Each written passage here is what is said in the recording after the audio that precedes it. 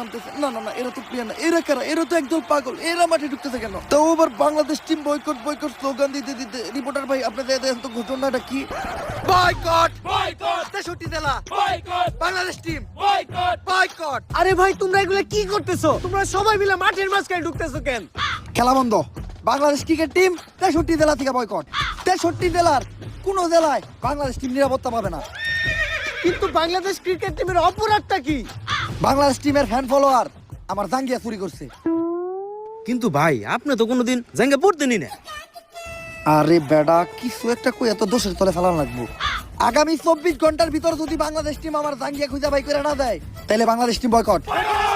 কারণ যেখানে সেখানে দেয়া বাংলাদেশ টিমের ফ্যান ফলোয়াররা জাঙ্গিয়া চুরি করে বেড়াইবো, এইটা ড্যান্ডি হেলালের ফ্যান ফলোয়াররা কখনোই মাইনা নিব না। কিন্তু ভাই, সামান্য একটা জাঙ্গিয়াই তো, এটা নিয়ে এত কাহিনী করে কি আছে? কাহিনী করার কি আছে মানে?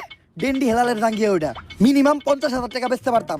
এই যে শার্টটা চাইলে 1 লাখ টাকা বেচতে পারবো। কোনো একদিন দেখবেন নিচের চুল একটা ধরে টান দিয়ে সিরা বেচলাম 5 লাখ টাকা, রেকর্ড করবো রেকর্ড। কিন্তু ভাই, একটা জিনিস বুঝলাম না, আপনার এই মূল্যহীন জিনিসগুলো কিনে কোন ব্যাক কলেরা? এই যে আমার লোকে যে ব্যাক কলের আছে আর এগুলার এক কথায় তুমি আমার সন্তানও বলতে পারো, কারণ এরা আমার কথায় উঠতে গেলে উঠে, বইতে গেলে বহে, চুষতে গেলে চুষে।